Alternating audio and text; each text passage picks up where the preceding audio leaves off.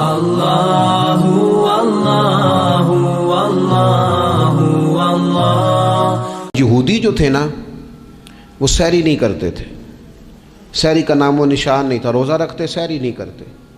تو نبی پاک صلی اللہ تعالیٰ علیہ وسلم نے فرمایا ہمارے اور یہودیوں کے درمیان فرق ہی سحری کا ہے، اور نبی پاک صلی اللہ تعالیٰ علیہ وآلہ وسلم نے فرمایا سحری کھایا کرو، سحری کھانے میں برکت ہے۔ اور اگلی بات سننی آپ نے تو خوش ہو جانا ہے، سحری کو معمولی نہ سمجھے، سحری کرنا عبادت ہے۔ ہاں آپ مت سمجھیں کہ میں روٹی کھا رہا ہوں، یہ تو میرے سامنے دہی رکھا ہوا ہے، یہ تو سالن رکھا ہوا ہے، یہ تو اچار رکھا ہے، تو چپاتیاں رکھی ہیں۔ سحری کھانا عبادت ہے۔ آپ صبح اٹھے، آپ کی تو روٹین ہی اور تھی، تو 7 بجے کھاتے تھے، 9 بجے کھاتے تھے۔ یہ جو آپ صبح کھا رہے ہیں اٹھ کے سحری میں، اپنی مرضی سے تھوڑی کھا رہے ہیں، یہ تو کسی کے کہنے سے کھا رہے ہیں، یہ تو کسی کے بٹھائے بیٹھے ہیں۔ یہ جو سحری کا لنگر ہے یہ رب رسول کی رحمت کے ساتھ عطا ہوتا ہے، یہ کرم ہے، یہ اللہ رسول کے بٹھائے بیٹھے۔ کیا میرے رسول پاک صلی اللہ تعالیٰ علیہ وآلہ وسلم نے بات کھولی ہے، ترغیب و ترہیب میں حدیث ہے، اللہ کرے یہ کبھی چسکا لگ جائے، یہ والا مزہ آ جائے، تو پھر تو گھر میں دسترخوان نہیں بچھا ہوا ہوگا، پھر تو رنگ ہی کوئی اور ہوگا۔ حضور فرماتے اللہ تعالیٰ اور اس کے فرشتے سحری کھانے والوں پر رحمتوں کا نزول فرماتے ہیں۔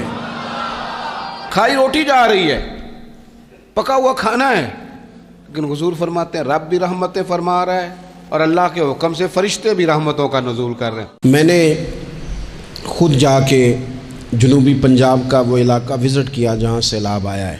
ایک تو اس درد کی شدت کو محسوس کرنے کی ضرورت ہے کہ وہ درد کس طرح کا ہے۔ میں دیہات میں دیکھتا تھا کہ اگر کسی گھر کی دیوار گر جاتی تھی نا کبھی، تو وہاں 2-4 دن مستری لگتا تھا، ایک دیوار گر گئی تو پردہ ڈال کے سامنے تو گھر کے اندر کام کاج کرانے کے لیے مستریوں کو لگایا جاتا تھا۔ تو ایک بہت بڑی آزمائش ہوتی تھی، گھر میں بیٹیاں ہیں، بچیاں ہیں، صحیح بتانا جس گھر کی ساری دیواریں گر جائیں، وہ کچے میرے مکان کی دیوار کیا گری، لوگوں نے میرے صحن میں رستے ہی بنا لیے۔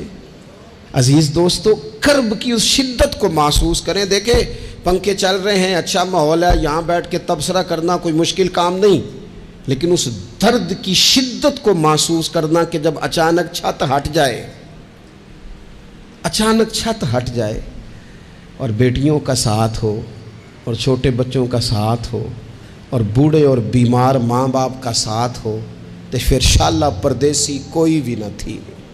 ایک کک جنہ تو پارے تو تاڑی مار اڈانا باہو اسی تے اگے ہی اڈن ہارے۔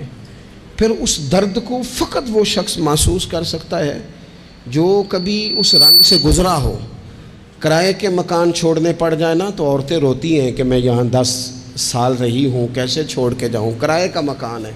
اور جن لوگوں کو اپنے گھر چھوڑنے پڑ جائیں، میں وہاں جانے والے لوگوں کی جو آزمائشیں لوگوں کو آ رہی ہیں اس سے بھی آگاہ ہوں، لیکن ان لوگوں کی شدت کو بھی تو آپ محسوس کریں نا کہ وہ کس حال میں۔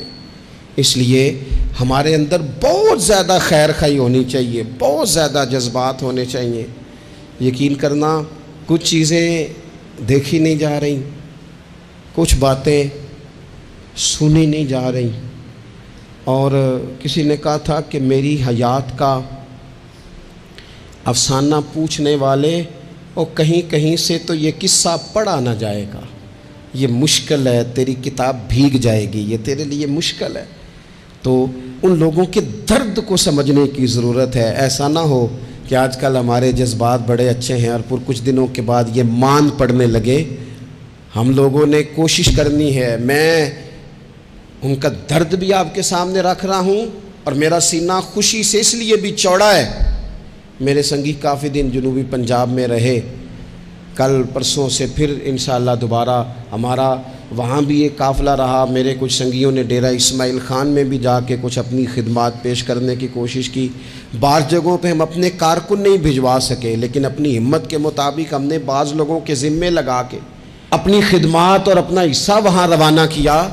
سینہ اس لیے چوڑا ہے کہ غریب سے لے کر امیر تک، عالم سے لے کر تاجر تک، صوفی سے لے کر درویش تک، عام نوجوانوں سے لے کر بڑی عمر کے بزرگوں تک، آؤ دنیا والوں میرے ملک کی یہ والی تصویر بھی دیکھو۔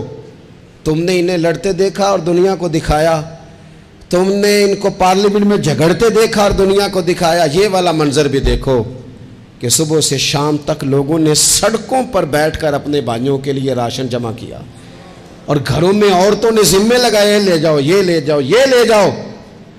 یہ جتنے مرضی بھی حالات خراب ہو جائیں، یہ قوم اس لیے کبھی بنجر دل نہیں ہو سکتی کہ یہ رحمت للعالمین نبی کی امت ہے، اس کے سینوں سے درد چھینا نہیں جا سکتا۔ ان لوگوں نے کمال کر دیا، مذہبی تنظیمیں، جماعتیں، رفائی فلائی ادارے، لوگ نکلے، بس کچھ چیزوں کو مرتب کرنے کی ضرورت ہے، کچھ معاملات کو طے کرنے کی ضرورت ہے۔ سلام عقیدت پیش ہے ان لوگوں کو جس نے جس حال میں بھی وہاں خدمات پیش کی۔ بس ایک اپیل ہے کہ چلو کبھی ہم سر چھوڑ کے بیٹھ جائیں، بڑے تھوڑے آگے بڑھیں، سر جوڑیں، کس چیز کی کہاں حاجت ہے؟ یہ تو کئی شہر دوبارہ سے آباد کرنے ہیں، یہ تو کئی بستیاں پھر سے آباد ہونی ہیں، ان کے لیے تو ایک لمبی منصوبہ بندی کی ضرورت ہے۔ ہمیں بیٹھنا نہیں ہے، آگے بڑھنا اور آگے بڑھنا ہے۔ وقت فرصت ہے کہاں، کام ابھی باقی ہے، ہمتیں ایک دوسرے کو دلاتے رہنا ہے، آگے بڑھنا ہے۔ پتہ ہے میرے نبی پاک علیہ السلام نے کیا فرمایا؟ یہ صحیح حدیث ہے، اور اس حدیث سے جو درد چھلکتا ہے اسے آپ کبھی محسوس کریں، کبھی ان باتوں کو آپ نچوڑیں تو اس میں آنسو کتنے ہیں۔ حضور فرمانے لگے شیطان مایوس ہو گیا ہے، اب وہ تم سے بتوں کی عبادت نہیں کرا سکے گا، لیکن وہ تمہارے درمیان لڑائیاں کرائے گا، اختلاف پیدا کرے گا، وہ تفریق تمہارے اندر ڈال دے گا، نفرتوں کے بیج بوئے گا۔ عبادت نہیں وہ کرا سکتا، نہ اپنی نہ کسی بت کی۔ مایوس ہو گیا، میری امت بتوں کے سامنے نہیں جھکے گی۔ حضور نے بات، یہ صحیح حدیث میں، لیکن اس کے پاس ایک حربہ رہ گیا ہے، تمہیں لڑائے گا، اختلاف پیدا کرائے گا۔ صحیح العقیدہ لوگ بھی آپس میں لڑ پڑتے ہیں، جنگ و جدال کا بازار گرم ہے۔ حضور فرمانے لگے جو حق پہ ہونے کے باوجود صلح کی خاطر جھگڑا چھوڑ دے، فرمایا میں وعدہ کرتا ہوں رب اسے جنت عطا فرمائے گا۔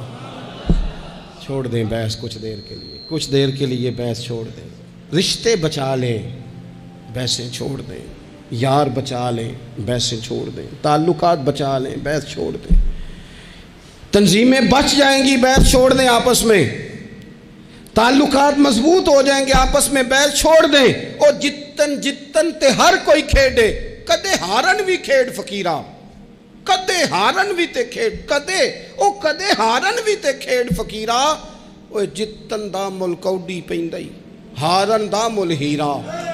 ہار جاؤ یار، رشتے بچ جائیں گے، ہار جاؤ رشتے۔ بحث ہوئی، طلاق ہو گئی، 3 سال کی بچیاں روتی رہیں، بچے روتے رہے، ماں باپ الگ الگ ہو، ماں باپ کے ہوتے ہوئے یتیموں جیسی زندگی۔ کیوں یہ سارا کچھ ہوا؟ نہ ماں بیل چھوڑتی ہے، نہ باپ بیل چھوڑتا ہے، طلاقیں ہو گئی، نقصانات ہو گئے۔ نہیں تو یار ہم 2 قدم پیچھے ہٹو زندگی میں، تعلق بچ جائے گا یار، رشتے بچ جائیں گے۔ بڑا تیار کر کے ہمیں بھیجا گیا ماموں سے لڑنے کو، چاچا سے لڑنے کو، لڑا ہے، وقتی طور پہ جنگ جیت گئے، لڑائی جیت گئی، جنگ جیت گئے، پر ماں بڑھاپے میں روتی رہی۔ اس کا تو بھائیوں کو ملنے کو دل کرتا ہے کہ نہیں؟ وہ وہاں سے آنے والی، اس علاقے سے آنے والی بیبیوں سے پوچھتی ہے، میرے پتر نو نہ دسیں میرے بھائی دا کی حال ہے، کسی سے بات نہ کرنا۔ جنگ جیت گئے ہم، چاچا ہار گیا، ہم جیت گئے، لیکن باپ سڑک پہ کھڑے ہو کے بھائی کو دیکھتا ہے، سڑک بھتیجوں کو دیکھتا ہے۔ جیت گئے نا ہم، لڑائیاں تو ہم نے فتح کی نا، چلو رشتوں کا کیا ہے؟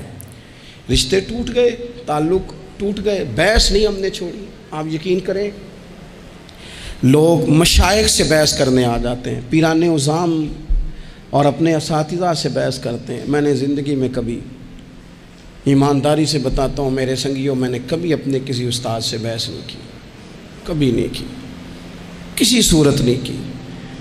سہ وار چڑھی کوٹھے تے، تے سہ وار میں اتری، متاں والے مینوں متاں دیندے تے میری متاں نے مت ماری، جتنا میں علاج کراواں اُنی ودی جائے بیماری، چل ہن تو ماہی کول بلا لے وے تو جتیا میں ہاری، تو جتیا تے میں چل ہن تو کول بلا لے، ہار گئی تو صلح کر لے، ختم ہو گئی بات۔ ایک جملہ ہی تھا نا جس نے چل ہن تو مینوں کول بلا لے، تو جتیا تے میں ہاری۔ چلو یہ تعلق بچ جائیں گے، ربط ہمارا بچ جائے گا، لیکن نہیں بچاتے، صرف اپنی زبان کا ذائقہ پورا کرتے ہیں، اس سے باہر آئیں۔